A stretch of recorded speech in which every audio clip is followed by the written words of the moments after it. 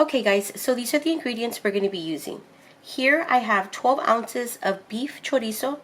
You can use pork or beef, it is your preferred choice. Here I have 2 pounds of russet potatoes and 1 white onion. So let's go ahead and get started. So the first thing we're going to do is we're going to go ahead and give these potatoes a really good rinse, and then we're going to go ahead and start to peel them. Alright, so I've already cleaned my potatoes, so I'm going to go ahead and start peeling them.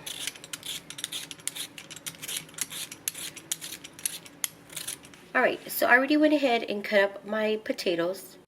This is how I ended up cutting them. The way you cut them is all a preference on you. So now on to my onion. So I went ahead and diced up half an onion. You could use a whole onion if you like, but for today I'm going to use half an onion.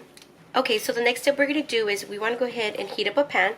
This is the pan I am using today, but you could use whatever pan you like or whichever one is your favorite. So here's my chorizo.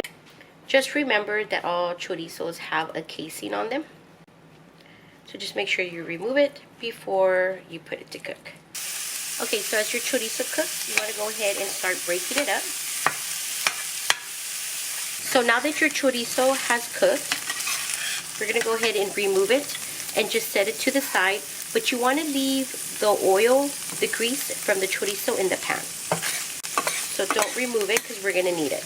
So now we're going to add our onions. So once your onions have cooked and they're nice and soft, you want to go ahead and add your potatoes. Let's add a little bit of the oil from the chorizo.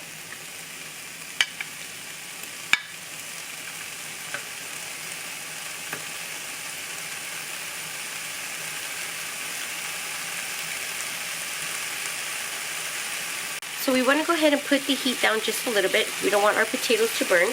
So let's go ahead and cook down our potatoes just a little bit until they get softer. Let's go ahead and put a lid on it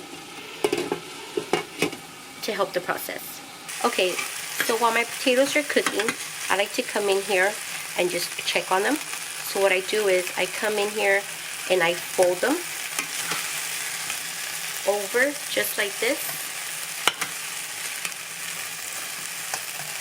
And I do this so they can evenly cook and of course not stick to the bottom of my pan.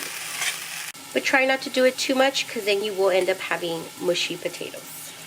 After checking on your potatoes a few times, now they're not going to be fully cooked, but you do want them al dente. Just enough where you can be able to press in your fork into a potato. So now we're going to add the rest of our chorizo.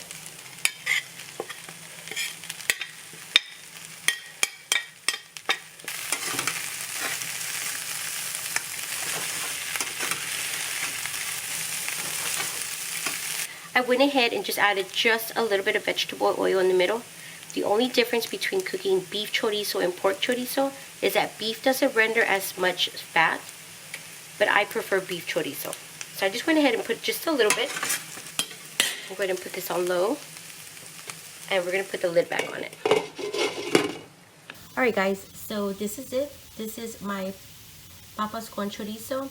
This is how you make potato chorizo, my version. I hope you guys give it a try, and thank you guys so much for watching.